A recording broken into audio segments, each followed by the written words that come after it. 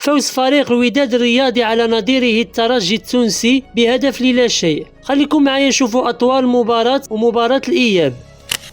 اقتناص فريق الوداد الرياضي لكرة القدم فوزا مؤقت بهدف نظيف على حساب نظيره الترجي التونسي خلال المقابلة التي أجريت مساء يوم الأحد على أرضية محمد الخامس بالدار البيضاء برسم الذهاب دور النصف النهائي لدوري السوبر الإفريقي، واللي سجل فيها فريق الوداد الهدف الفريد في المباراة في الدقيقة 58 من الشوط الثاني عن طريق اللاعب هشام بوسفيان. وبالنسبة لأطوال المباراة شفنا سيطرة فريق الوداد على مجريات المباراة وضياع فريق الوداد العديد من الأهداف. وبالنسبة لفريق الترجي التونسي شفناه كيقاوم في المباراة للحصول على التعادل أو الفوز بأي طريقة، وانتهت المباراة بفوز فريق الوداد المؤقت، وكان بإمكان فريق الوداد يخرج بشي نتيجة أحسن وحصيلة من الأهداف أكثر باش ما تصعبش عليه مباراة الإياب اللي هذه يكون عندها طعم آخر من حيث مجريات المباراة والتحكيم واستفزازات الخصم. كنعرفوا أن فريق الخصم اللي هو الترجي التونسي كيعتمد على طرق أخرى للفوز، وجات تصريحات ديال عادل رمزي بعد انتهاء المباراة بحيث قال أن الفريق ديالو لم يحسم التأهل بعد رغم الفوز بهدف نظيف، وأضاف أن الفريق قدم مستوى رائع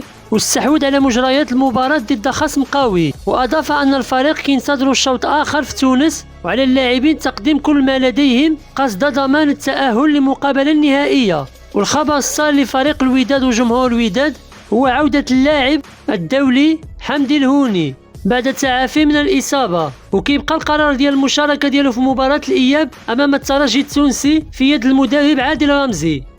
وفي الأخير يجب الحيطة والحذر من فريق الترجي التونسي، وبالتوفيق لفريق الوداد نشوفه في النهائي إن شاء الله.